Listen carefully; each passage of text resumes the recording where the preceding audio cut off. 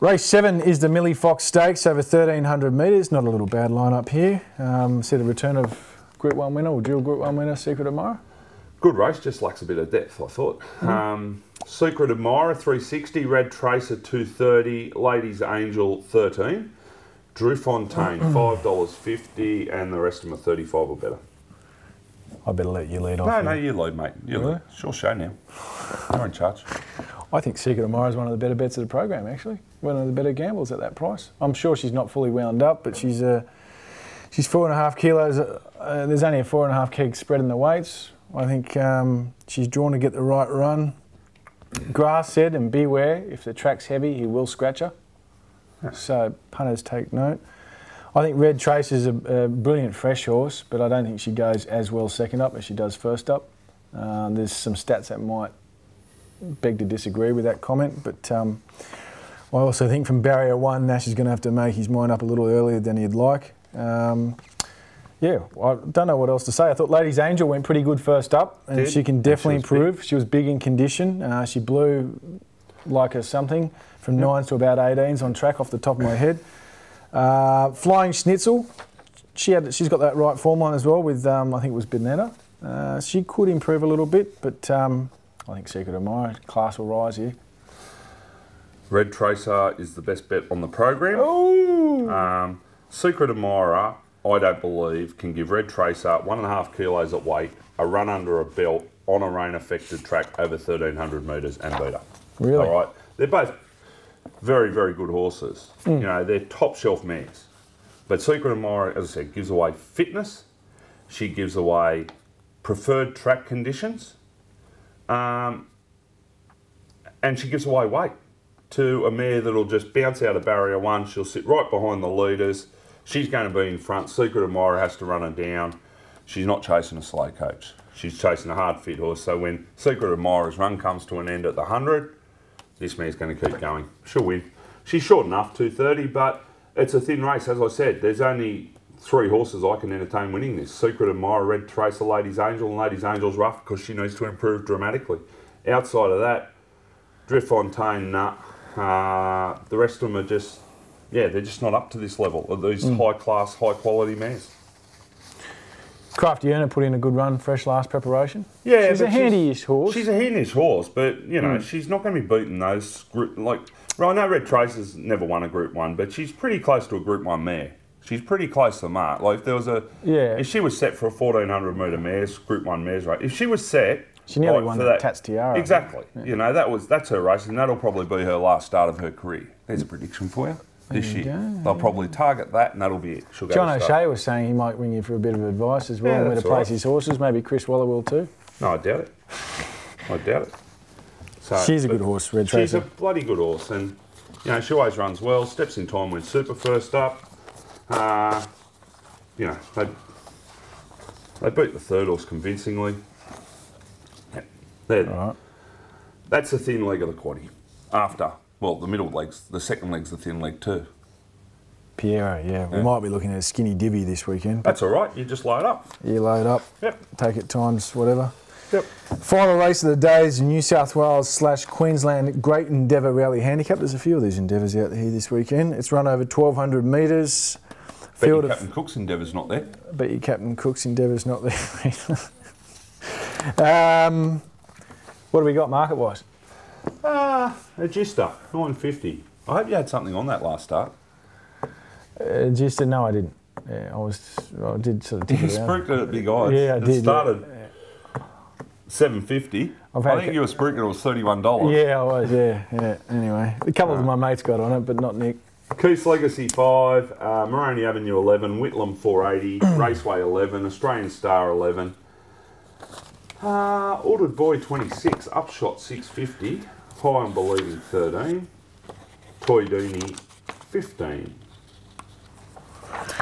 Jeez, am I leading off? I might lead here. Go on. Have a Tough go. race. Load up in the quaddie. Yep. Upshot was good first up. Agista was good last start. You probably should have beaten him, Upshot. Oh, without doubt. I can't believe, I cannot, I cannot believe there was no protest, and I cannot believe the stewards didn't even fire in a protest. They just let it go through the keeper. Well, Huey went in there and just said, no, I'm good I think with that had a bit to do with the fact that it was in the last. Yeah.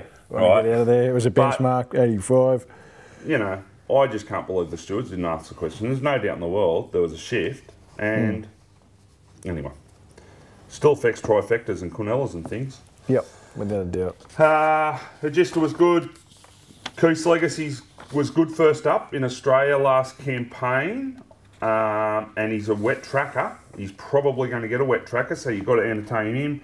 Moroney Avenue, he's probably coming to the end of it. Whitlam's been excellent this campaign.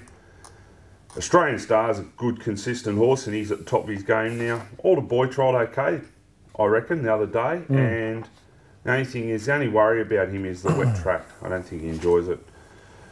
And Toy Dooney, go back to his first up run last campaign, when he ran second to Albrecht, beaten a half length, charged home. He's got a hope. Yeah. I'm with Whitlam. I think the form around him's excellent. The handicapper hasn't got to him yet. Both his wins have been super, and he's just on an upward spiral. He's firing fresh.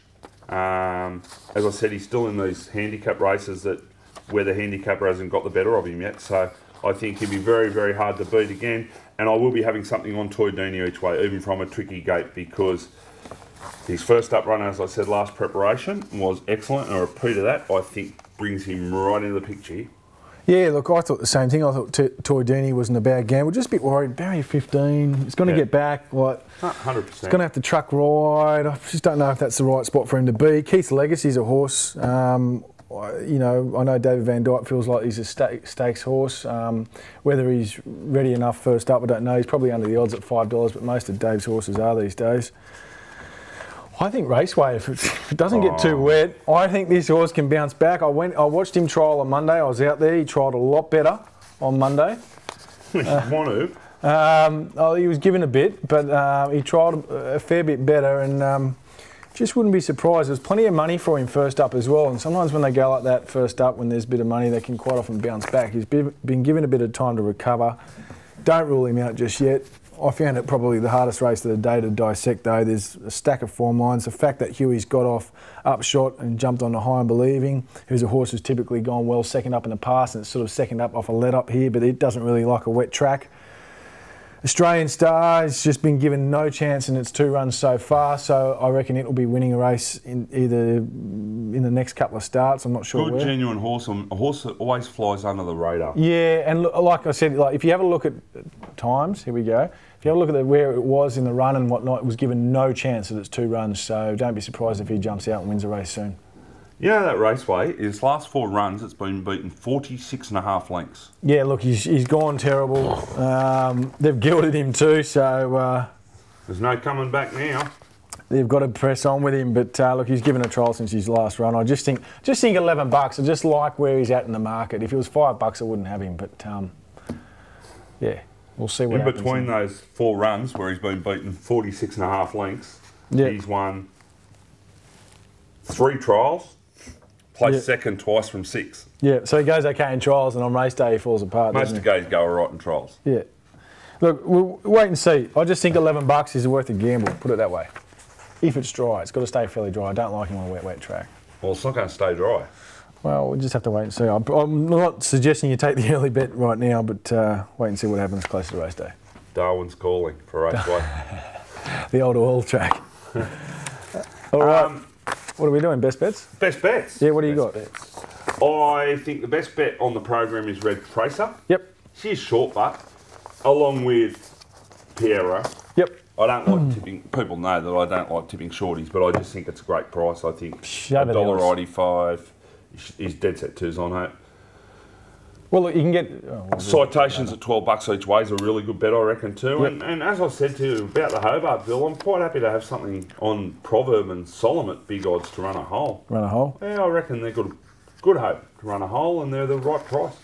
But I'm really looking forward to the day. I think it's a great meeting.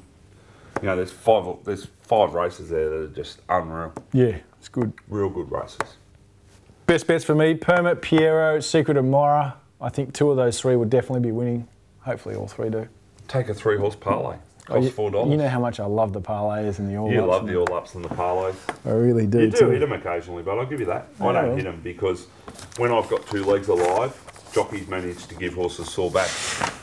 Skytrain at Scone. Although that wasn't a bad ride from Huey, that was just a bad luck. You got a bit of bad luck. I still haven't recovered from that. All right. All right. We take a quick break and be back with the Flemington preview.